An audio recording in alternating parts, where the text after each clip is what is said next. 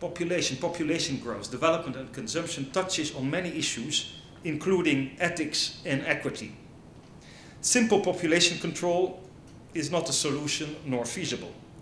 The question is how we balance the right to develop against the right to live in a healthy and safe environment. And what about the rights of future generations? And what is important for politicians, how do we make these intergenerational and in fact interplanetary relationships politically relevant in the consumer society we are, which relates a media democracy to short-termism in markets and politics. As one publication puts it succinctly, consumption versus population. Which is the climate bomb? In this work, scientists conclude that climate change is far more sensitive to consumption patterns than to demographic considerations, since demographic dynamics are subject to greater inertial forces than consumption and production patterns. Tackling consumption not only has sounder ethical foundations, but also greater scope for rapid action. And the poor, what happens to them in that scenario? Don't they risk losing out on all fronts? A new middle class in the world is adding to global effective demand for food, and especially meat. If this demand is not met, prices will further increase, jeopardizing the life chances of the poorest.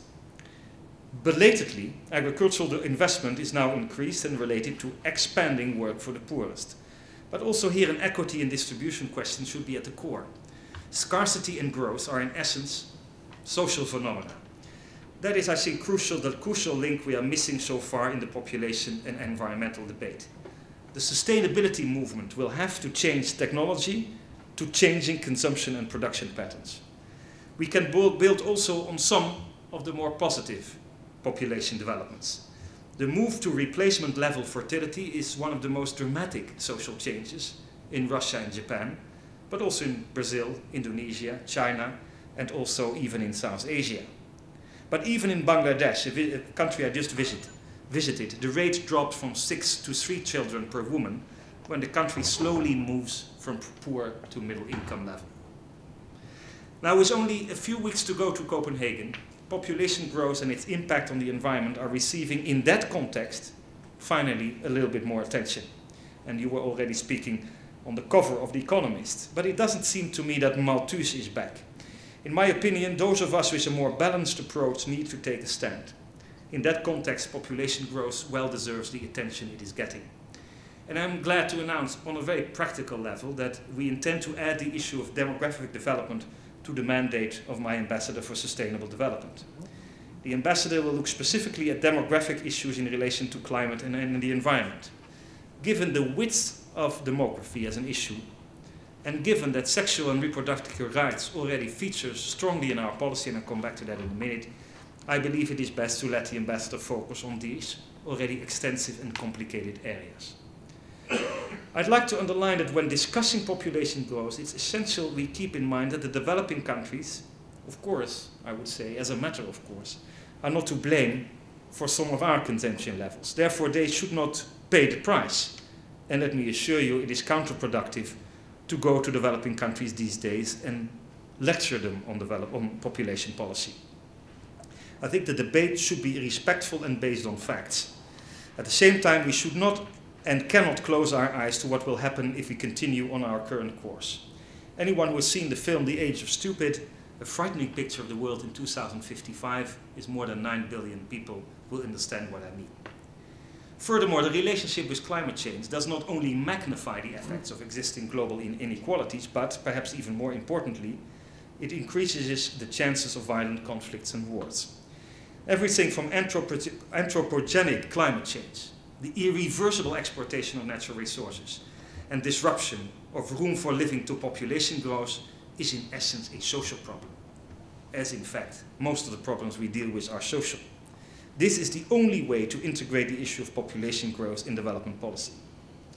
Now, the timing of this lecture series could not in that sense have been better. I believe the lectures have enriched our understanding of a wide range of demographic developments that can help us in our specific development policy. From production and consumption patterns of a growing world population, the discussion on the changing power relationship between graying and use bulge countries, continues now to be accompanied by the spirits of pessimism and optimism that Dominique Moissy has recently described so well in his Geopolitics of Emotions. Countries are linked to emotional stands, and you see all these young growing populations, often in dire straits. It's a complete different type of optimism or pessimism than in our own society, which is more grey. It's a bit simplistic, but when you read the book of Dominique Moissy, I think he has a very strong point. From these large, more contextual issues, I think it is important as a development minister to focus on our social context and our policy of population and development in more practical terms. How does this context relate to the reality of population policy and planning? Let me become a bit more practical. Your lecture series started with Tim Dyson, who argued that the provision of safe, effective, and affordable contraception is the main way of minimizing the destabilization caused by demographic transition. Here is somebody who says, yes, you can influence it. Yes, we can. And in the sense of the dilemma I was just depicting between what you can influence, consumption patterns, or the democracy, here is the optimist. Contraception provides people with choice, he said, and all the evidence is that, given the possibility of making the choice, then eventually women and men always decide to take it. And I couldn't agree more on that issue. I also like to recall Wendy Harcourt's point that the adoption of the MDGs in 2000 meant a paradigm shift from human rights to a more narrowly defined right to choose, and then to an even narrower focus on maternal mortality, approached even more narrowly as purely a health issue.